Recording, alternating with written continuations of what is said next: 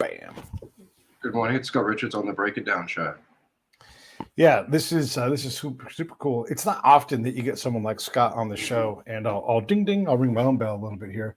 You got two dudes that got a lot of time on the ground in places that suck, and we both have figured out a lot of things independently that are, when we compare notes, we're like, oh my gosh, yeah, that's right. That makes a lot of sense. Like I know I can say to Scott, when the U.S. shows up somewhere, we create instability. That is the first product we create, and we reject that norm, which creates more instability. So we have these vibes, and I'll let you throw one back at me. But the when we get a chance to chat, it's rare because usually we don't get heard from because we're busy. We're talking to, like I always said, like I didn't get a job when I got back because I knew more warlords than I knew CEOs.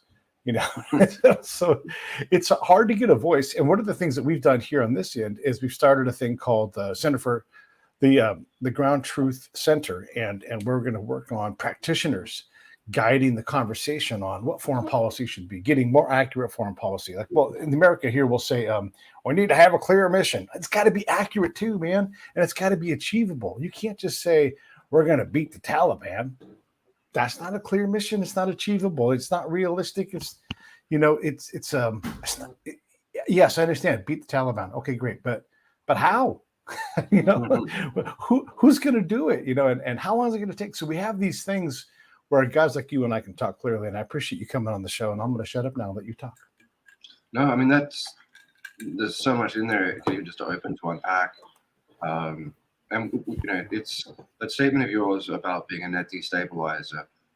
You'll find yourself in countries or working on any kind of project that's complex, and particularly it involves politics, and they're very, very difficult to understand. And you'll see these things around, and just sometimes getting a phrase, even though you can see it, you don't have words for it. And the moment you have clear and concise words for something, then you can really dig into it. But if you don't have that, then you're just kind of wandering in the dark. And so the kind of illuminating truths that you have just from being able to describe your experiences, they make life and everything more understandable, and then we can start solving the problem. I always used to say you can't solve a problem until you can define it. And we talk about clear mission statement. Beating the Taliban as a concept is one thing, but is that defining the problem? Because you look at that whole mission, it was never terribly successful because it wasn't cognizant of Afghan culture. It wasn't cognizant of the politics of the region. It wasn't cognizant or willing to admit the role of Pakistan, and to another extent willing to admit the role of Iran, willing to admit the power structures. But yeah, I do love a good clear mission statement, but then you have to break it down into the how. If there's no how, it's just an ambition. It's an ambition Right. statement. And they can be elusive. Everybody's got ambitions, but unless you can define a plan, you have nothing except dreams. Yeah, well, and this is where I wanted to start, is because look, I appreciate what Mr. Beast is trying to do, and maybe he has done it well. Maybe I'm about to be unfair, and I will absolve you, Scott, of all of that pressure. I'll put it on me because I'm the host. But when I hear about Mr. Beast being invited to go to Africa and start punching wells into the ground, I think, oh my God, he doesn't know what he has done, because he can't know. It's easy to say, oh, I've got people who work in the dev world that are advising me, but you and I both know. And everybody I've talked to about this, I'm like, am I wrong in being suspicious of this? Or everybody's like, no, because the reality is if it was easy to punch wells into Africa and give fresh water, it would have already been done. It's not hard, and it's not easy. And the U.S. military in general, the U.S. aid, the world, all of the aid places have this mission, and we suck at it because it's really damn hard. And this is one of those things where it's like, provide fresh water. Okay, well, guess what? That's a clear mission, but it's not in the right priority. And is it achievable? At what cost? I mean, wells have been sort of notorious for issues because you've got maintenance, and then people can think, how do you maintain? What's there to maintain the well? Yeah, there's a hand pump. So where do you get replacement parts? They rust, they break down. In large scale programs, within a certain number of years, half of them become inoperable. and not to, you know, Mr. Beast has done something extraordinary in the sense of making altruism appealing to young people. Mm. And for that, I think he deserves a tremendous amount of applause, because it's been a quality that feels somewhat absent in our selfish world. But the net effect of how much change that would have, and as you say, USA and all these other things, they try these things ad infinitum. Like it's like digging wells is a new idea, and that we haven't, as you said, we haven't tried that before. When you look at the development that's taken place, you know, around the world through these large organizations, whether they're European, whether it's USA, whether it's whomever, the world has never been worse. People have never been more desperate. So obviously it doesn't work. Obviously we need to rethink this idea of throwing money at a problem, and learn how to define problems. You know, what other impacts or effects that we're having. I'd say probably love or hate him. Bill Gates is polio vaccines and the like, and malaria issues that he deals with, have probably had more effect than most programs, despite the conspiracies and theories that come with it. They're all being, chipped with Windows. When you give people that kind of, vaccines and interventions to erase polio, you do make a qualitative change to life. So it's such a mire, but you have to give Mr. Beast credit for at least making altruism cool, which I would have regarded as unachievable. But my kids talk about him. I hear him talked about by a lot of people under the ages of 10 and those under 20. So our phone rings. Oh, it's Mr. Beast. Hey, I heard you. I want to do this right next time. Pete's going to say, this is going to be my one thing I would say to Mr. Beast, and you're going to tell me your one thing. I would say, hey, man, listen, fresh water's great, but what happens to all the wastewater? And do you know all the kinds of wastewater and all the things that happen when you take fresh water and then you use it? And then he's going to be like, fuck, this problem just got harder, didn't it? And I'm going to be like, yeah, man, we got to slow down. Let's do it. Let's do it right.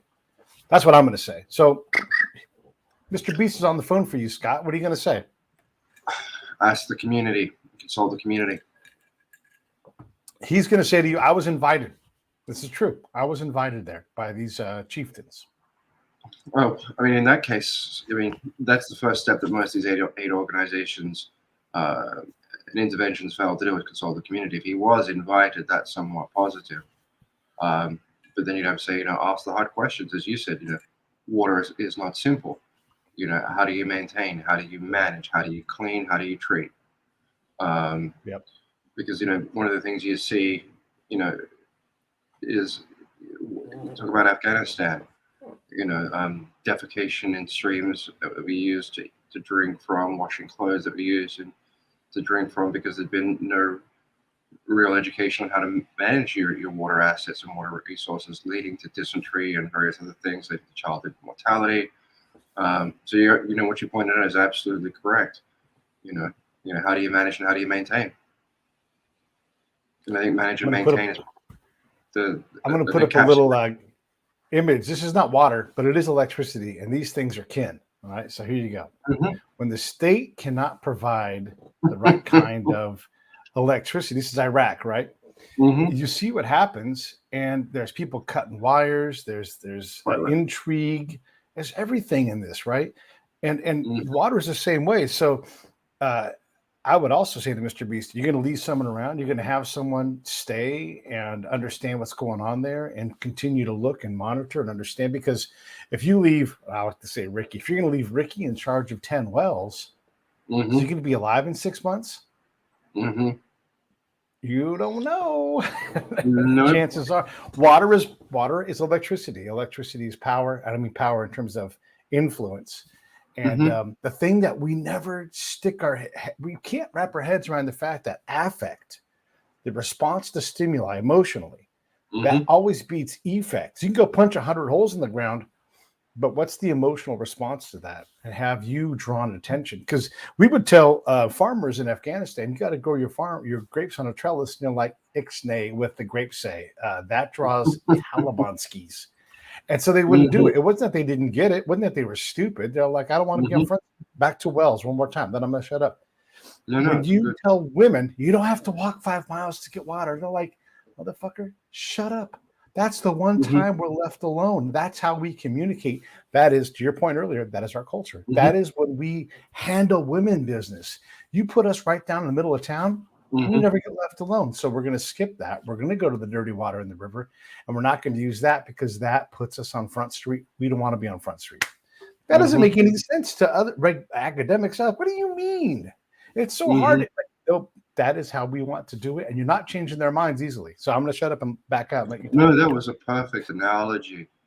Culture evolves, and there's reasons that culture has evolved, and that people grow outlets. And as you said, I'd never come across that facet of women using the walk to get water as their time for socializing, their time to have some safe time or whatever else. But people find spaces, and when we try to transform cultures, we don't understand the nuance and why. The idea of transforming a culture to make it more. We worry about efficiency in the West, so we think everybody wants to be efficient. We just don't have that kind of awareness, or haven't done the homework to understand, to sit down and engage with the community and understand what goes on. We just assume we see something, we think that's a problem because it doesn't look like us. And I can see how the use of a trellis would be understood as a westernization, or be linked cognitively to the idea of alcohol, and then cause problems and draw attention from the Taliban, and then make the farmer's life harder. I think a lot about secondary and tertiary effects, and trying to find out what they are. There's so much presumption when there's development work or intervention or commenting, and just a lack of consideration of culture. Because when the West wants to be altruistic in a way, there's that element to it, and good intentioned or otherwise, is, oh, we've worked this out. You should do it like us. We'll teach you how. Oh, we're going to teach you how to live in your land? Good luck with that. Right. Places, by people who've never been there.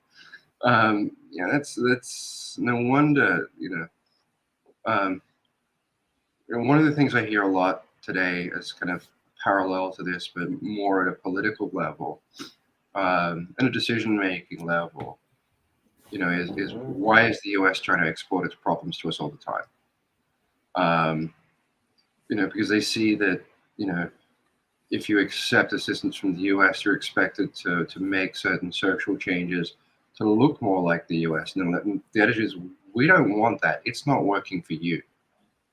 And that's more than fair, and it's more than a fair read. As we have this assumption, there's a pull away, and the other one that I hear a lot is international law being not exercised equally, and the weaponization of humanitarian law, and the use of these things and the manner of their use is driving countries away from not even Western influence, but interest in engaging in Western markets, and that push them towards BRICS. And I hear this country after country, and it's unfortunate because a lot of it may be good intentions. The more interaction that we have as cultures, and not ever to be dominant over cultures, the more chance we have at peace.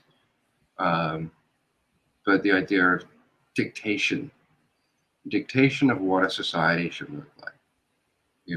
Functionally, I would agree with the Universal Declaration of Human Rights, because we're talking about the universality of human experience beyond culture. The right to certain, the right to the basics, right to an education, right to, forms of expression.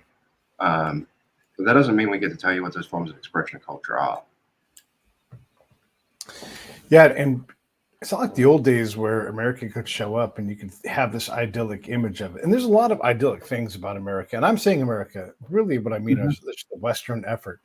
But they can now look and go, you guys have your own problems. And you and I both know, like the US tries to export these problems, Mhm. and if you are living in a country where they stone people for being a whore, whatever that Mhm. means, does not mean Mhm. what we think it means.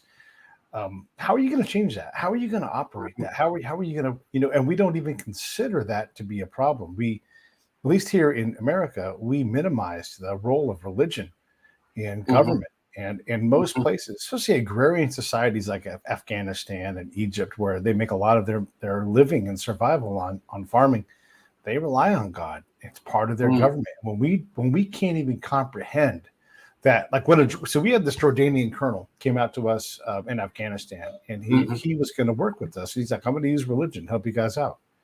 And we, not Pete, not Rich. You'll meet Rich at some point. No one else took him seriously. The boss took him seriously because they're peers in terms of rank, and he's like, "Here's your PSD. Go wherever you want. Do what you want Mhm. to do." But he would brief, and everybody would look at him like he was crazy because he's talking about religion. But he was 100% on the nose because he knew what Afghanistan was going to Mhm. be like, and he knew how to work religion to our advantage. We couldn't even be bothered with that. It's crazy. Mhm. I mean, yeah, I mean, that's absolutely true. We think of religion in the West, um, I think probably as somewhat of an abstract. Right. Um, you know, Whereas when you're talking about theocratic cultures in Afghanistan now with the Taliban, theocracy in these countries, in Iran, these countries call themselves, define themselves by religion first and foremost. The Islamic Republic of Afghanistan. How does it open? And you're right. When you're a farmer and the weather is the one thing that we don't have control of. And so this has been conceived of, and it exists in Western contracts, force majeure, act of God, um, that you're dependent on weather patterns and something you can't control. And you pray that you get rain. You pray that you have sunshine. You pray you don't have drought. And this has been the way of doing things for agrarian societies since the dawn of time. Oh, But did I ever see a single conversation that included discussion, really about the theological elements of Afghan society and the everyday Muslims in the country? The answer would be no. Only possibly a Ministry of Finance in considering Sharia in terms of some financial considerations with the economic model. That would be it. No, yeah. no, this is diabolical failure. That there was no conversation space. And we talk about when you talk about honor killings or whatever else. It's very common in Pakistan. See them from time to time in the West, but even to a simpler, um, you know, we talk about the rights of the LGBTQA community. Um, and we want to sort of feel that these people deserve to be safe. There's absolutely no question of that. But if you want to talk about these societies where it's a death sentence, then maybe push for a don't ask, don't tell. But there tends to be an idea, it tends to be a perspective that comes from the US, particularly because of the way the politics work there. But that it's sort of all or nothing, especially with the left. If we don't have every single right, if we don't have every aspect of this, then this is a failure. And that may well Oh, be in relation to how the donor structure works for a lot of these NGOs. Is you know they have been given money to achieve certain goals, and it's kind of shout about everything. And here's my list. It's almost like a list of demands, but materially, you're probably putting people in more danger oh, uh, than you are, helping people. I mean, you know, I've helped to evacuate people to other countries from the LGBT community. Can't post it, can't talk about it, can't, because it will put their families at risk. right. And this is the person themselves saying, please, thank you for helping. Please don't talk about it, because I still have family in the country. I may be safe, but they are not. And so you need to be considerate, and we just can't come in with the value bat and start hitting people around the head with it in countries that, where it's a death sentence. Man. I want to jump in and talk about one of the lenses that I've crafted. And I know this is going to work for you, but I've noticed that the specter is always bigger than the actual problem in these kind of places. Mm-hmm. So chances are no one's going to harm that family out at all because of their being gay or queer or whatever it's going to be. But they will never believe that, and you cannot convince them of that because they've always been under this pressure. It's just like when you're if you look at like race here in America or in other places where race is big, if you are of that race, you will always see race around you. It is one of your default lenses. This is not a critique. This is not a judgment. It's just a fact. If you live in a white world and you're black, you are going to see things through that lens. And so we tend to minimize that for them. Like, hey, it's not that big of a deal. It's not that big of a deal that you're black. Just chill out, right? I'm using black and white because it's a very stark example of this, and it might help people understand this. So let's say, hey, not that big of a deal that you're gay and you're leaving the country and your family and it's gay. It's no big deal, right? If we were to walk around in that country, though, and as an American, I'm going to have to armor up because it's what we call non-permissive. So it's so dangerous that we call it non-permissive. We know we're targets for bombings, and we want to have a higher threat level, even though it's mostly a specter. But we don't like that specter. That specter scares us. And so we have this problem of balancing what threat is and what danger is and what reality is. And we hate to just slow down and say, you know what? I can respect that. Let's work on what that looks like, and let's see how real, whatever. But no one has time to do that because, like you said, got to satisfy the donors, got to satisfy the boss, got to satisfy, and you're satisfying all these people that they aren't on the ground.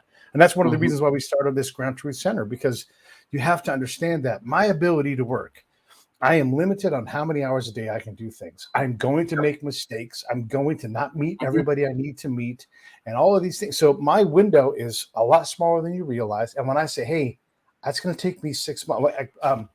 I was so good, Scott. I know this is going to resonate with you. I was so good at connecting with people. The unit would say, oh, Pete, just go over to this district over here and do that again. And I'm like, no, that's 6 months. You're going to be gone. You're going to be gone before I even have the relationships. And that's all I'm going to do the next 3 months is establish the seeds. And maybe I'll be able to begin to pull on that rope a little bit and get you some what you want. 2 weeks? No. But it was, so one, it was the credit that I was good at it. But two, people couldn't understand the challenge of doing this. And this goes into that licensing to be a person who could go into a place and reliably say, hey, adult men, you should not be buggering boys. No, you have no idea how hard and how dangerous that is, or go empower women, right? So I'm going to shut up and get out of your way, but there's these things about the specter and the licensing to actually take that work on. I mean, by the way, your anecdotes are incredibly important in its conversation. So, there's a lot in there again non-permissive environment, I hadn't really thought about that in terms of, it's broader than just race. It's, kind of anyone that has experienced this trauma or victimization from another group. That could be any form of harassment, and then you would see the world of that other party that had caused you the trauma. And if they're, in a dominant space, then it's going to feel to you like a non-permissive environment, and you're going to be looking for indicators of threat. I mean, as you say, you armor up, and then, I hate the phrase "head on a swivel," but there is that dimension when you're driving around these places or whatever else, and you're watching for indicators or unusual patterns or odd placement of vehicles.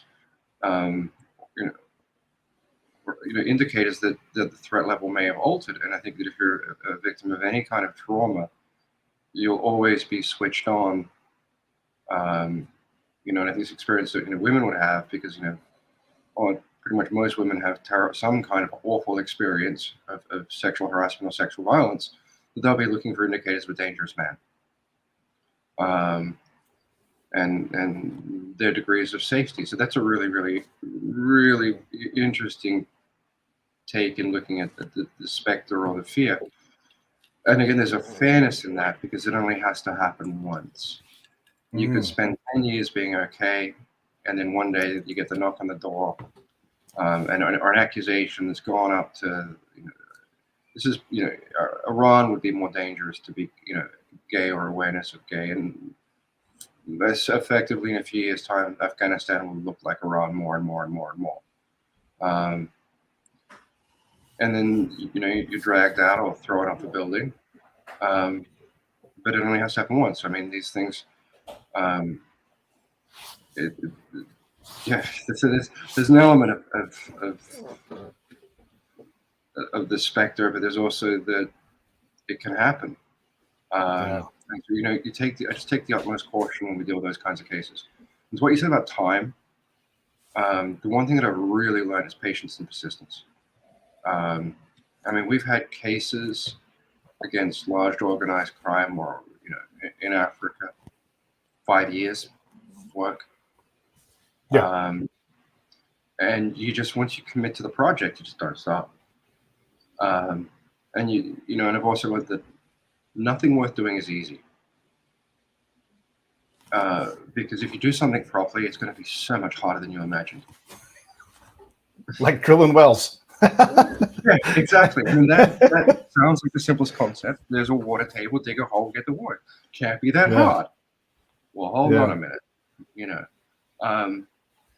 But these, that's, and when you say looking at time and looking where you maximize the value if you're going to look at doing good result.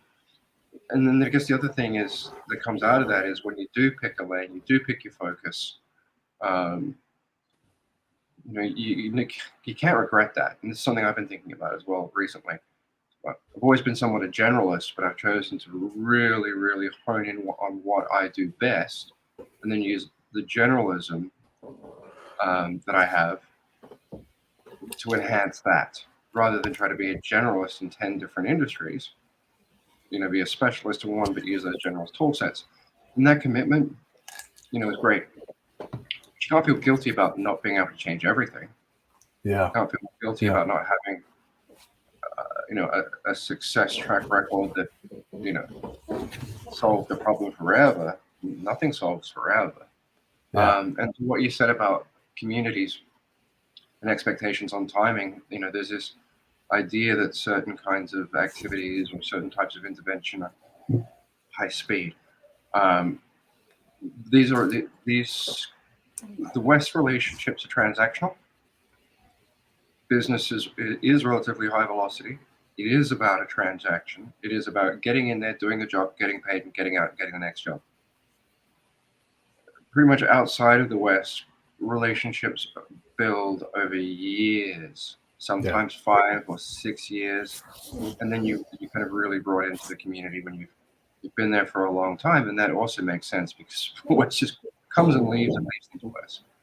And so you have to, and these were rewarding relationships to build, but to expect somebody to go into an area for 2 weeks and build those relationships, build that trust, and come out with information is absurd. And you're right, I had the same problem, and the Afghans knew it too. Is that at RS or wherever, they knew the tour is 6 months, and they would laugh that we're just going to have new guys in 6 months, and because you couldn't build relationships, and so none of that worked. And the same thing happens in the diplomatic corps. It's 6 months, or a year, or post. You can't do anything in that time. No. You have to commit. You have to commit to the community that you're working with, and you have to decide. In a way, I've always worked host nation. By the way, it's a bit of a different perspective for me. Smart, right? Yeah, because that's the only way you can find out what the host nation needs in order to achieve what it may be, the Western goal or the goal of the overall mission. But unless you understand that, someone can communicate what the counterparty actually wants, it's destined for failure. and that's that puts you on a different side of the table for getting results. It's man, I'm so glad we get a chance to chat about these things. And again, we're talking super high level here, but I think people can understand why it makes sense. So one of the things you're talking about is that time piece, and because we're in such a rush in the West, and I'm going to pick on the U.S. because I've watched us do this, and so they're the people I know the best. Like when it comes to farming, Mm-hmm. the farmers know how to farm. They know how to bring their crops to the market, and so we always want to predefine a problem and a solution before we even get there. This is one of the things again that the Ground Truth Center wants to deal with. It's like, hey, this is a Pete saying, but this axiom works. You can't presume to improve the condition you refuse to understand the condition of. You just can't. And so we'll go to these farmers and say, here's your problem. You aren't charging enough for your watermelons or whatever it is. And meanwhile, the watermelon farmers like, I've been dealing with the same 5 or 6 brokers for the last my grandfather, like this is multi-generations on both sides. And you're going to step in and not have any idea about the market chain? Yes. And I'm going to leave. It's like, oh my God. And by the way, in Islamic countries, there is a dude and his job is fucking water. He's got a name and everything. And look, he may have different, more important in this community, that community, or this country, that country, but they have a dude and that's what he does because water is important in Islam. Do we ever care about that? Fuck no. We don't even think about it. When you bring up that person exists, they're like, that guy's not important. Yes, he is. He's important until you know he's not. And if you don't know who he is, he's important. Yeah. I mean, that's, one of the things I do in kind of any project, no matter what it is mapping. And a lot of it's human terrain mapping. Because unless you kind of know who, what, and what they want, and I'd say there's a lot in sort of political affairs, is stop looking at the job position, whether that's a president or whatever, the title. Study the man or the woman, and study how they react to certain pressures, certain situations. And then you can predict them quite well, because we try to look at everything through this rational lens of organizational structures, and we forget that if you talk about Africa and the Levant and North Africa, these are still heavily tribal cultures. And the tribal structure wins out every time over the organizational hierarchy. And if you look at, there's very few people that when you look long enough at how they react under pressure, that you won't be able to adequately predict what their reaction will be to certain conditions. But we just tend not to do that. And when you said about we come with sort of pre-planned solutions, the idea that, if I've done this once, it's like a manufacturing concept. I did this once in the US or Europe or wherever it was, and it worked. So it must work here as well, because now I've got something that I can manufacture, copy and paste. Yeah. And that's the worst, because it comes with, it's just pure assumption. It's like saying I cut a piece of wood once and it's the right length to fix all of the problems that involve wood. Yeah. It's just, but that's how we don't even see that it's so arrogant that we don't even see that we do this in the West. We're not even aware of this. We think that we're so scientific and so empirical and we've got this down. It's just crazy. And that's the worst kind of thing, is that when you don't know that we have limitations, because we're just measuring everything by what we have in front of us in its own context, and it's just not relevant necessarily, or effective, or textual. Especially when we measure our own success, you're like, and let's say you're looking for 6 inches and you look at a watermelon and you're like, yep, that's 6 inches. You're like, that's a watermelon. That's not even inches. That's a watermelon. And you're like, yep, well, that's how we do it around here. We look at our watermelon and we say the words, that's 6 inches. And but you're like, oh, I get it. And nobody cares, and this is what that looks like when you go up to a person and you're like, hey man, you're giving money out all around this area, and it's for building schools, but I don't see any schools getting built. Well, Hmm. that's my job. That's my job is Hmm. to give out money. Don't really care if schools get built because I have to give out money for schools. And Yep. so you're like, what? So we measure our own success, and then you leave, and the next Yep. unit comes along, and they have no idea, no earthly clue that you have done this seeding of money into the ground, and you Hmm. know where that money goes, anywhere it Hmm. wants. And all of a sudden, you not only have 21-year tours, you have complete amnesia that the other Yep. tours done anything. I just had a really cool dude on the show the other day. He's out in Europe, and his name's Jeff. And he and Hmm. I were talking, and I'm like, well, where were you? He ran a PRT in Zabul province, which is where I was Hmm. primarily. And I'm like, oh my gosh, there was this. So there was a road we have in the militaries for the audits. We have roads. We give them names so we can all know the names because it's hard to Yep. remember which Arabic name or whatever. So like this one was called Route Chicken, and Route Hmm. Chicken over the years had been opened and closed as the Taliban and American forces contested the opening of that road. When I say Hmm. road, I mean dirt. I don't mean a Yeah. dirt road. I mean dirt.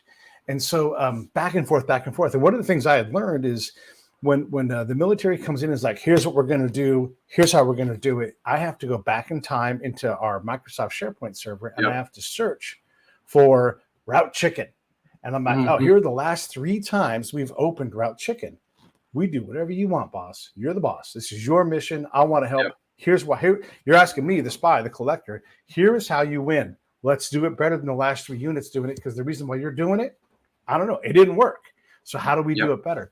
And he's one of those guys. And so when you went into the PRT in Zabul, you look on the wall like, in 2008, they opened Route Chicken. 2012, we opened it again. And right Yep. now, I guarantee you, Route Chicken is closed. And what does Route Chicken equal? Route Chicken equals dudes from outlying districts being Hmm. able to take their stuff into town Hmm. unmolested. And if they Yep. can't do that, you don't have security. If you don't have security, you don't have shit. You can't do Yep. education. You certainly cannot empower women. And so Yep. these things, they all stack, right? But we love to prioritize things based upon our own measurements, never an external. Mhm. When Pete shows up, when Pete and Scott independently show up and go, hey man, Route Chicken ain't working, they hate that bad news. They're going to kick you off camp, and they're going to marginalize me, and they're Hmm. still going to open Route Chicken and be like, we won, because they're going to go, Hmm. watermelon, good. And 6 months It later, it's doesn't work. closed again. Yeah, no, people don't understand critical dependencies in decision making, and it's something that I've worked through with on a lot of projects with the host nation or the client or whatever else, is to lay this out and say, right, this is what you want, this is the plan, but what you have to acknowledge in the plan are the critical dependencies. If you don't do those, if you delay those, nothing else can move forwards, because as you said, security is the precursor to all things in order to be able to provide society. So security is in a sense the role, an important role of government, and not in the way that people think about police forces. It's so that you can have continuity around your life, um, that you can go from A to B, bring your goods from A to B, sell your goods, and society functions.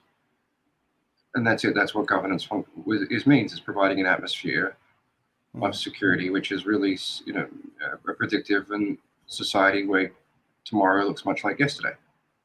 And if it's dynamic all the time, then you can't plan. You don't know what's going to happen. Um, this idea that you know, yeah, but being the bearer of bad news is certainly a death sentence these days in any large organizational structure. I understand the desire for the military or Capitol Hill or the White House to have these very clear, broad statements, because you have to mobilize, a country of 350 million people, or a force of, with all the administration logistics as well, of 1 million people, and have them all moving in the same direction. And that's understandable, but you have to be able to get done. And as you say, it's you got to frame it right for your commander or your boss. Great boss, I'm really happy you have me, get this job. I know I'm going to be a success, but how do we do this better? To put them in a way where they don't feel threatened. So much of life's personality management, is making someone feel good about themselves, so they perform the task to create the least amount of friction, so you can achieve the goal with lasting success. and not short term. These. I was going to remark on your approach to things. One of my colleagues was a CAG counterintelligence agent. He was my mentor for a very long time.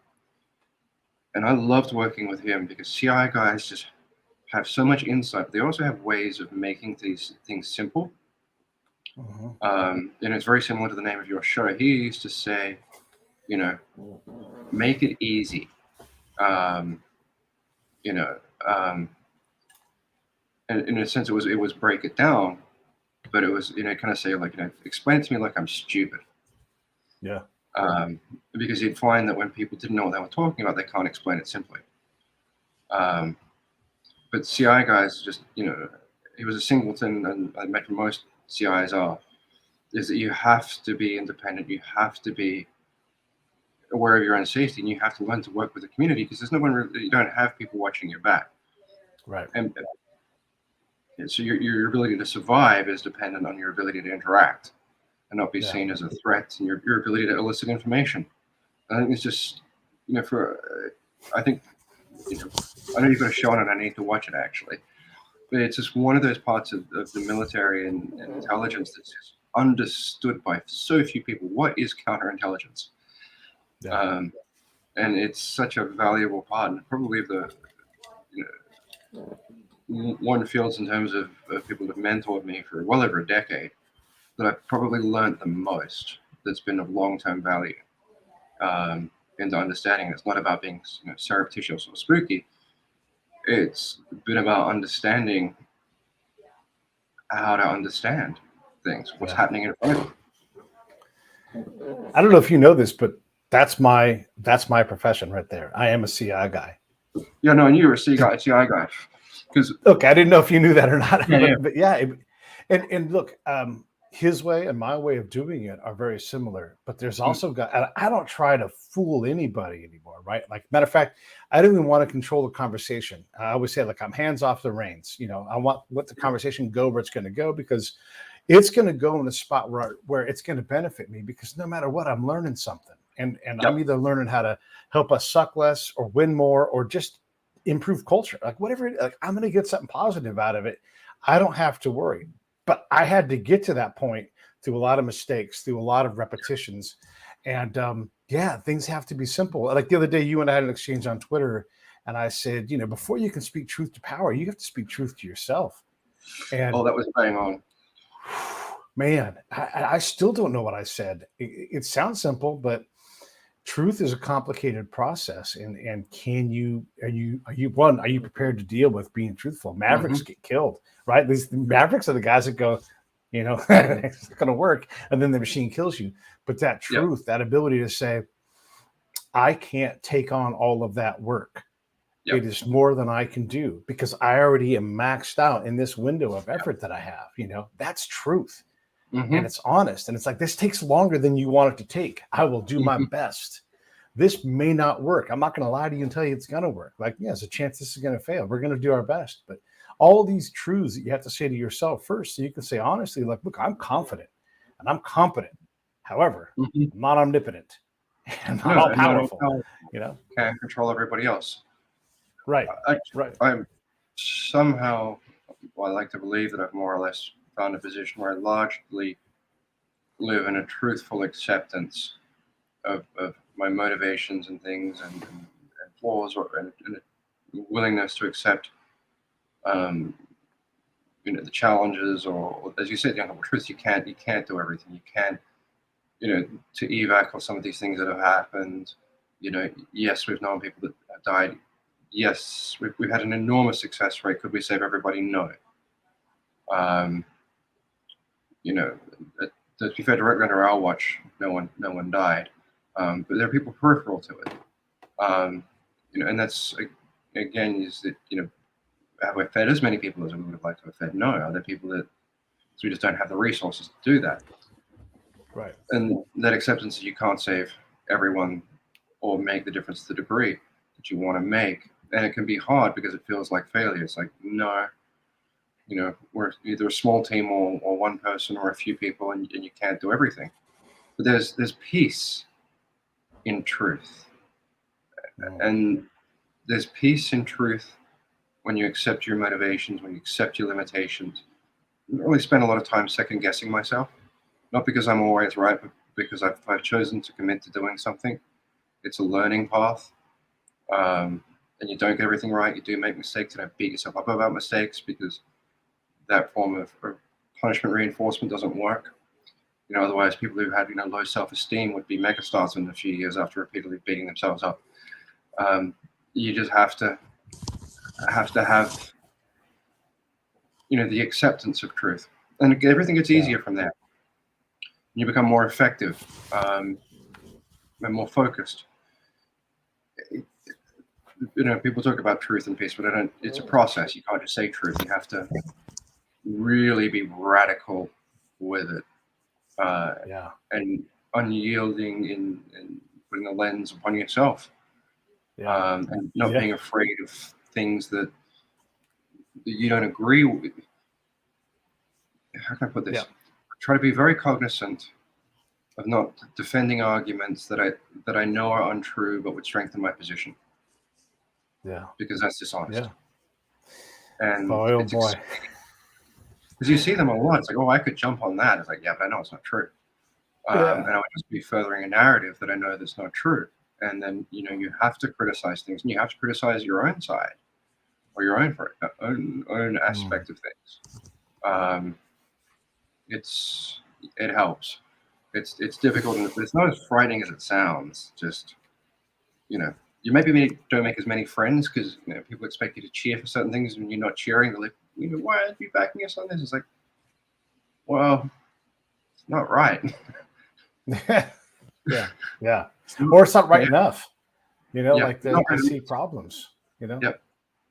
I was the king of raising my hand in the working group that I wasn't really part of, that I was a stranger in, and going, are we being honest in this working group, or are we just going through the motions? And it's a loaded question. I asked it that way on a reason, and I'm looking at the guy who's running the meeting, and they're like, no. What's your name, Pete? Yeah, we want you to be honest. And I'm like, seen this before. There's a lot of problems here. I'm still glad to shut up. I'm still glad to leave the room and not cause any rub. But I'm about to tell you, this ain't going to work. And unless you're different than every other unit, and that truth, man, that truth bomb when it goes off and they all realize it. And look, we're being hard on us in the West. We want to do the right things. We have the educations. We read the books. This is very hard stuff. This is why we can say, I don't know if I can pull this off. I don't know how long it's going to take me to build this relationship. This person and I, we may not gel. You may have to rotate me out. I may have to come back 3 different times. I may have to put myself in extreme danger to accomplish this and still not get it done while you're here. That's fact, Yeah, no, that's it. And that's acknowledging the risk sometimes in doing some of these things. I mean, a really interesting one emotionally. I mean, it happens anytime there's a disappearance or a hostage or a detainee situation. When we started the project on the British detainees, there is no telling how long that would take. And then thankfully, the Cornwall family that we work with primarily, which is fantastic. And they never asked how long is this going to take, because you don't know. You don't know. Even when I was detained, my attitude to detention was, I'm here until the day I'm not here. Because that's the only way you stay sane. It could be 1 month, it could be 6 months, it could be a year, it could be longer. Buckle up, strap in, do the work, don't watch the clock. Because when you take on these things and a project like that, there's no walk away. There's no, oh, this is too hard. You have a family that you're working with. Largely, their only hope would be either finding out what happened to somebody who's disappeared. Are they alive? Are they dead? Or somebody that's detained. And walk away is not an option. And so you're there until it's done. I think that's the only way to approach any big problem, is you're there until it's done. It's not a 1-year project, because you don't know. You can't talk about development, oh, it's a 6-month project, it's a 1-year project. Maybe not. Maybe it's a never project. Maybe we shouldn't be doing it in the first place. Right, exactly, Mr. Beast. Yeah, maybe we need to go slower. Maybe a video here. And here's a tell with Mr. Beast. I'm going to go back to the beginning. When you're putting out a video and celebrating what you've done, probably did it wrong, because it cannot be about your ego. It cannot be about what you gain from it. And I know you want to tell a story, and I know that's so great that you're motivated and there's fresh water, like that's great. But it can never be about that. If you do that in addition, great. But if the movie fails, that needs to be a real option. Like, oh, you know what? We're just not going to do it. It's not important. You know, No, I who think knows? Who knows what harm you will cause? You just don't know. I think that's Sorry, go ahead. important. No, I'm agreeing with you. I think, being willing to talk about failure is important. Pass on the Yeah. lessons learned. Lessons learned just aren't what we learn to succeed as a learning. It's talking about also how we failed. I think that's the more important part of things. And the lessons learned is what went wrong. It's meant to. That's what after action reports are meant to do. So you can do better next time. And I understand the need. Mr. Beast gets his money though from awareness. But when you try to talk about failure, I was going to say my CI colleague had another great phrase that no is an answer. Sure is, yeah. Because a lot of people are afraid to say no. But if you can eliminate something early on, then that's great. It's when the British detainees sort of flicked between the word hostage and detainee. I was very conscious during the campaign not to use the word hostage as part of the negotiations, but they functionally were. Was for the first week, I did a couple of interviews, but once the family was ready, I didn't do anything. It's not my story to tell at that point. Right. When the family's the goal is to reunite a family. The goal is to make something that was broken whole again, and then it's not my story. I got it. It's theirs, and that's always your objective. Is it's not about you. If you want to do a documentary on the wells, whatever else you can talk about at the goals, then you put the camera on the people whose lives you change, because that's the mission. The mission isn't your ego. The mission isn't your success. If you're going to be altruistic, the story is only the people whose lives have improved. And is that genuine? And I think showing the truth and the humanity of mistake is never a mistake to do that. And then something's always riled against me about this idea of infallibility of successful people and things. It's like I've seen you all, and you ain't that. Yeah. But if we were more honest about things, we could do better. Or maybe people would have less anxiety or less doubt. Or, I think it's important. And I know occasionally I get criticized for being too honest about things, but I'm not going to stop. Because this idea that you have to be putting on this appearance all the time is not pragmatic. And I don't think it's helpful. Because when you have a loss of control scenario, you need to be mentally equipped to be able to put it back on track. And if you're telling everybody everything's great, oh, the mission's going great, the development's going great, the schools are being built, everything's great, it's great. Well, when it all comes down, you're not going to look good. Whereas if you're honest, yep, we've built this, we're having these problems. It's not been 100% success, but this is what we do to improve it. It's a process, it's experience, it's learning, it's mistakes. It's the only way. One thing I wanted to comment on from my side, to bring up a topical topic, and it's a polarizing one. I've been thinking about this a lot because obviously Gaza, Israel, and I see that conflict very, very different to everybody else. Not like everybody else, but most people. And I think you would probably see it different for the same reason that I see it differently. Is most people don't know what they're looking at when they look at organized violence. I live my life handling the results of, the motivators of, the structures of, the mechanisms of, and the objectives and the conduct of violence. And so, that's when I always sort of talk about this bigger picture with those attacks on October 7th. And, the Palestinians can have all manner of reasons to have grievances. Netanyahu has exacerbated an already difficult situation. Hamas is an organization that's not interested in the benefit of Gaza. Otherwise, they wouldn't have carried out that attack in that manner. The structure and organization of the violence was always intended to expand. And with very clear objectives to create anti-Israeli sentiment, anti-Jewish sentiment. And I think Hamas probably would have predicted that America would have given unswerving, unblinking, and total support to Israel. without, kind of almost in a way that it was just so bullish on the aggression against Iraq, it would have kind of been, a no limit support. And to some credit to Biden, he has been trying to sort of forestall some of the violence. They have called for restraint. When you talk to or these groups that use organized violence, some things they'll say to you is, "I'm willing to sacrifice, 1 million people to achieve my objective." They don't view their citizens as people that they're governing and protecting them. They view them as collateral that they can sacrifice and bleed more than the opponent can bleed them.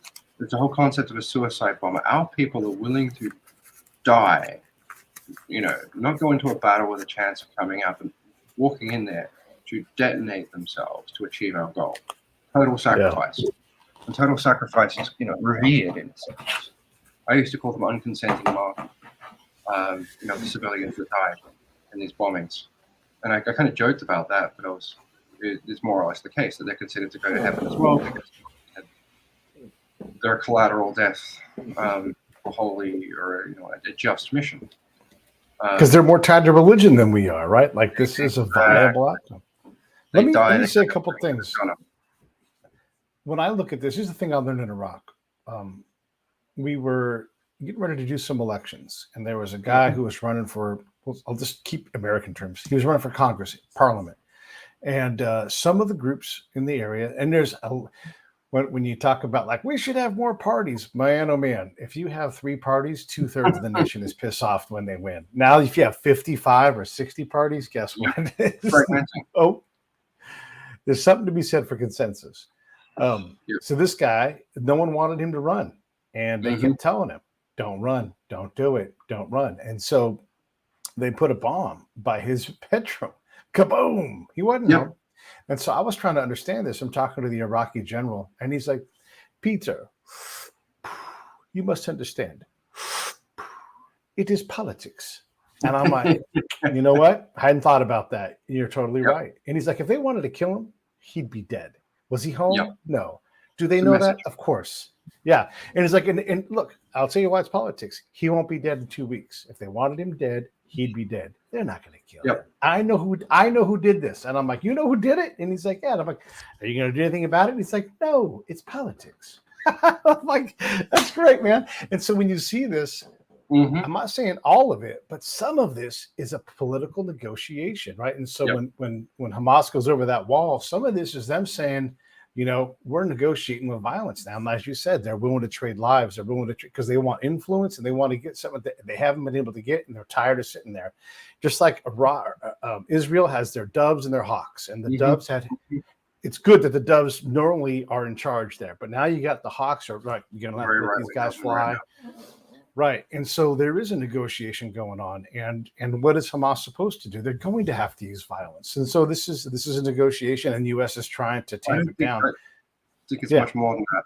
It's what terrifies me about it. And I know a lot more about it than many things I would like to say that I can say, not because of the opinion, because it's the nature of the information.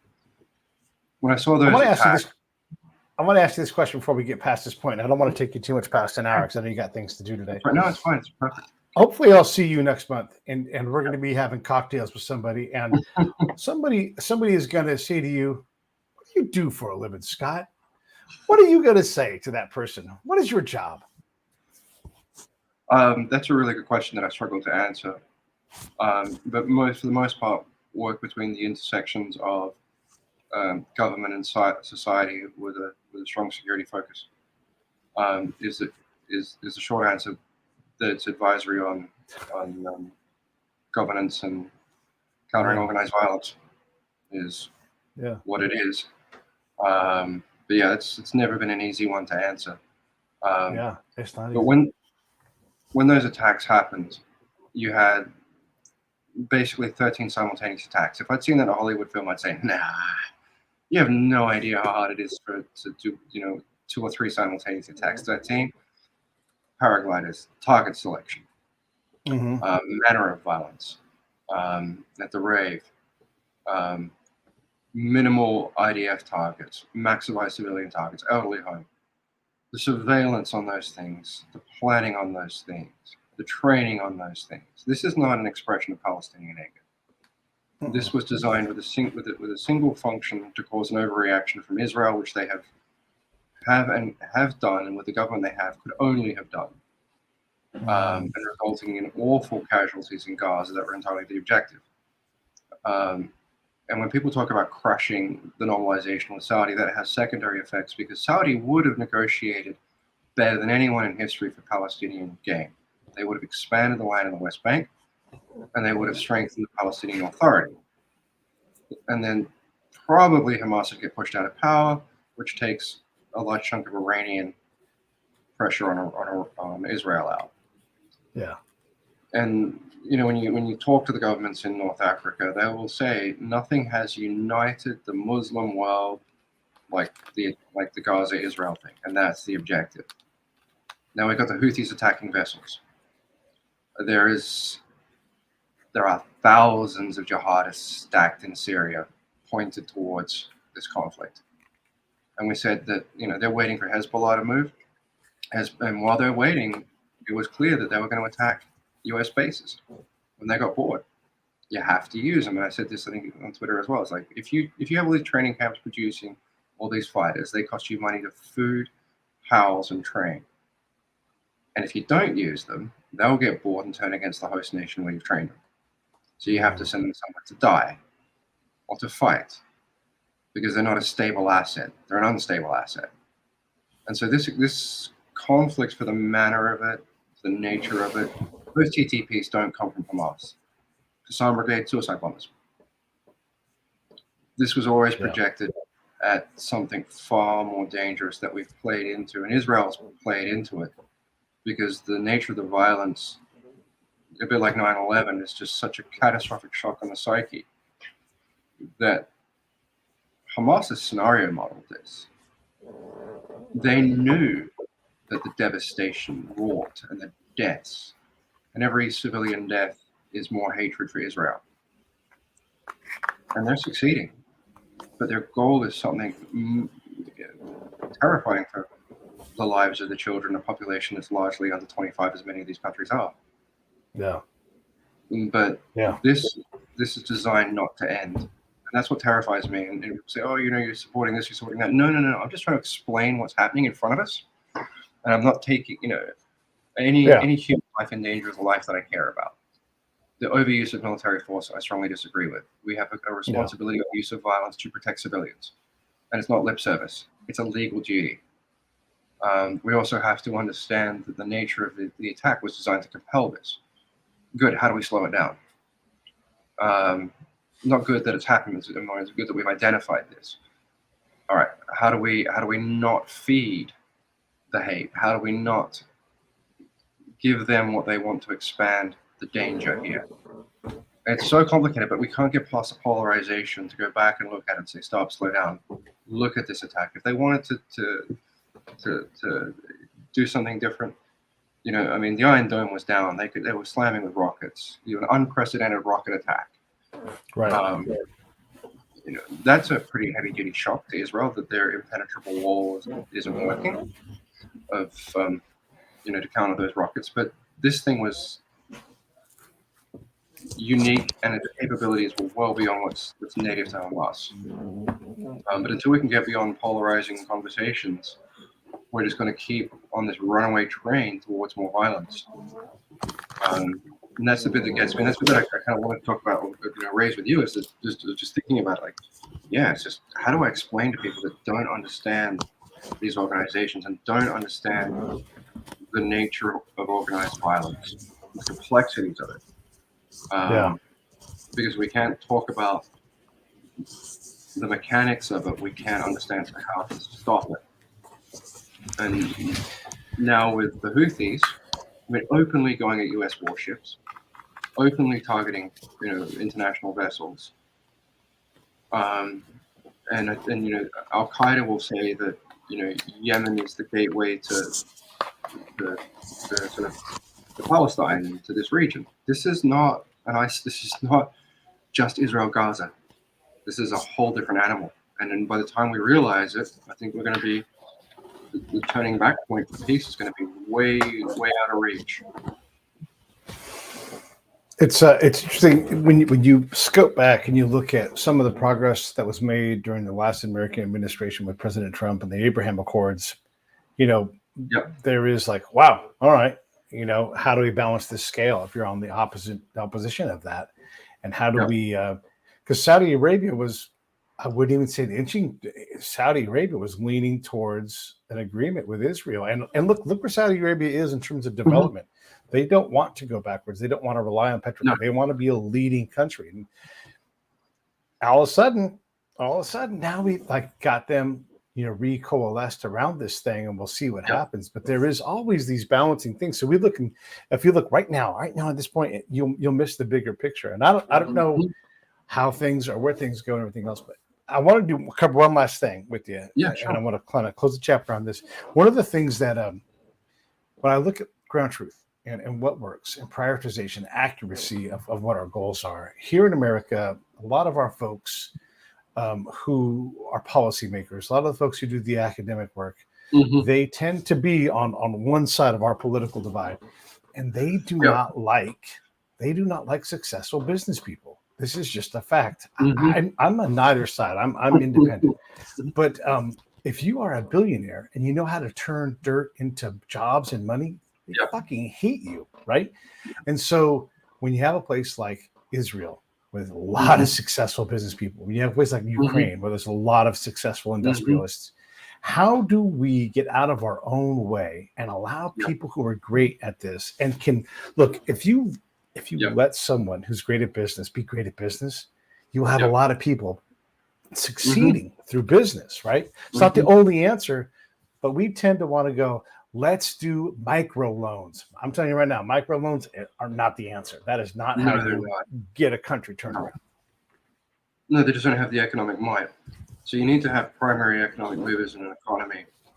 In the Middle East for a long time, they were mono economies, relying on oil or whatever else for transformation because it's an underlying product for more than just cars and planes, paint, right? Everything that you can think of, plastics. But you have your large scale industry that'll employ, say, 10, 20, 50, 100,000 people. But those, when they're getting a salary, as long as they're paid, as long as there's the movement of money, then that will create other jobs around those. Or even if it's to an extent, any large employment, no matter what it is, because then you can create your cafes, your restaurants. You need to create disposable income. And once you have disposable income, then other people can buy things. Without disposable income, there is no economy. And that's kind of the trick that people don't sort of get. That microfinance and these things is actually debt. It's not creating salary or income or whatever else. And then you got to, in these countries, you need to have consumption enough that people make profit to repay the debt. The problem that I have with billionaires and these things isn't so much their ability to create jobs, it's the hoarding of capital in the super corporate structures. As we take so much of the capital out of the economy that just gets redistributed to shareholders that control companies. And if someone wisely said, a billionaire said, how many TVs will I buy? Perhaps 2 or 3. How many TVs will the middle class buy? Hundreds of millions. Right. So you need to have mobility of money, and hyper concentration demobilizes money because it needs to move through the system. That's the bit that I have the issue with. But I do find it weird that America, a nation that was founded on the idea of industry, innovation, success, has become so adversarial to the idea of wealth creation. It's just absurd. But then the billionaires have become defensive. I often say that if you want to talk about, I guess, anything adversarial, I use it in the context of terrorist organizations or organizations that really use violence. Is to them it's a rational action. We try to paint these people as sociopaths or psychopaths, and they may be to some extent. They don't value human life, and in the same way that others do, but their actions are rational in context. So if I'm a billionaire under attack from a government, what do? I fortify my capital. I defend my money because I am assuming you're now intending to take it. And not to take a piece of it, but to take all of it. Because when people harden off, they become aggressive, and then they want to go for the total destruction of their opposition, because destruction is seen as victory. Concession or cooperation or agreement is seen as a weakness when it's not. That's the real victory. And so I can understand the rational logic of that, or the use of meager philanthropy to say, oh no, I'm really a good guy. I'm choosing where I invest my money because I'm a great businessman and I think that I can use my money here. Whether you're the Koch brothers, on the right, or the Soros on the left with, the 30-something billion he gave out. But that's also not the right way to do things, because then one person is dictating a large amount of economic influence on what other people are allowed to value as important. With these foundations. But there's always a reason, and people are rational, even if they're horrible, they're rational. Yeah. Well, there's also a reality. Look, I'm not an economist, and I would love to grab someone who maybe can explain this to me. There's two things: understanding investment in business in a place like Ukraine that is rife with court corruption, country corruption, mob corruption. So like, how do you overcome that? Right? Like, that's a riddle to me, man. But the other thing is and yeah, absolutely, it's hard. And then it's not that speed hard. of, oh, okay, not that hard. Okay, well, let's talk about that. Let's get some on the show and talk about it. But here's the other thing: is money moves at the speed of light. It never rests. Maybe you can channel it, and billionaires are great at this. They can channel it and they can rush it all through their companies, and it's there. But in reality, the second it hits a bank, it's off, and it's being invested and reinvested and reinvested, and it's just zipping all over the world. So we have this notion incorrectly that cash sitting in a bank is somehow sitting there. It is not. It's like, okay, Pete just brought in $800,000 in bills. Yeah. Well, it gets turned into digits. Yes, I can. They will hand me cash. But that money is digitized, and then it's flying everywhere. And so so we have to figure out how we accept the fact that being able to be a well for money, like to draw it in and then push it out to these areas, is a good thing. And if that's billionaires, great. If we go, hey, billionaires, to keep your billions, you've got to funnel it in through these channels or whatever. I don't know, but when we talk about how they amass money, man, they're reinvesting it every second. They would like to invest it on their terms, but the second that money moves, it's always moving, and it's hard to get money to rest. Is really what it's really hard to do. Yeah, I mean, it was where the capital moving is different from deploying. I mean, most of the money in the world is doing currency speculation. So deployment of actual physical capital. I mean, the GCC is very good at deploying capital for investment for building. I'm staring out a window right now looking at countless buildings being built endlessly, or roads being built. Very good at deploying capital. Money doesn't like to sit because idle money only makes interest. And there's better ways for it to keep accumulating wealth.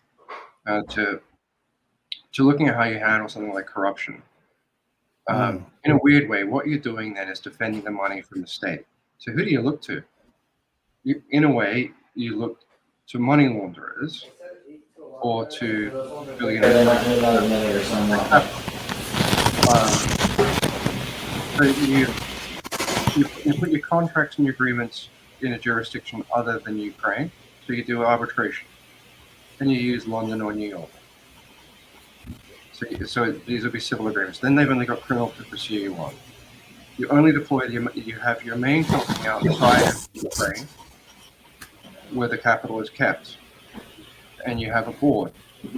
And then you have the people on the ground responsible for the administration of that money have a very specific role. So the capital itself is protected in another country. And the amounts of capital that come in are operational amounts. They can be large if you build the infrastructure. So you fortress it in the same way that that other people protect capital, but it's perfectly legal to do it in a very legal way. But you fortify it against the corruption by using internet or using other jurisdictions, by having very specific and clear rules about who can do what with them. So there are criminal charges in a corrupt court, because that's the only thing they can take you on. The party that's exposed has minimal ties back to the capital itself. And then if there is a criminal case, they have to prove it in another jurisdiction because the money's in another country. So now go and prove that in New York. Yeah. Go and prove criminal charges there. Because that's not where the money is. That's not where the alleged crime took place. And you can't freeze and seize it because we're not, if they try to make a court order from a corrupt court in whatever country it is, you then have to take that judgment to that other country to now enforce it there. Good luck. Good luck. Yeah. You just have you have to look at it as how do you protect yourself in a non-permissive environment. But this time it's not protecting your human body, it's protecting your capital. Right. There are ways. Right.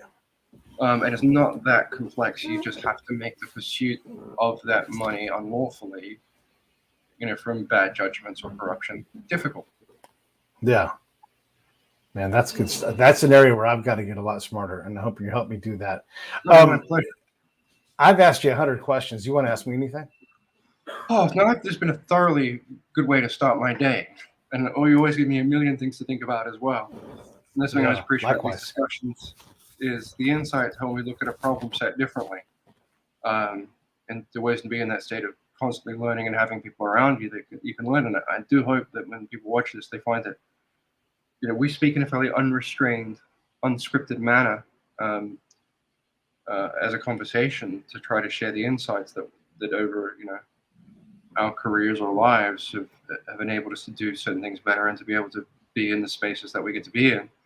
But still, talking about to somebody last night is that the path to where we are hasn't been easy because we've never dropped the integrity of what it is that we're doing, but that integrity has paid back in this world where there is mistrust or there is, it's, integrity can work because you become predictable, but if you have integrity and you're pragmatic, it's not integrity to an ideology, because ideologies are problematic.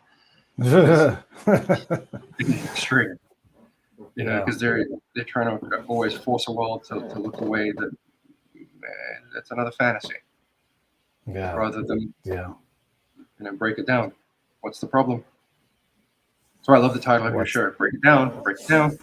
That's right. That's what we do. We break it down, whether it's in music, and you get to the breakdown of the song, or we're talking about complex ways to break down interpersonal connections that drive foreign policy. Oh my God, it's all going to be done now. Okay, well, listen, I appreciate it.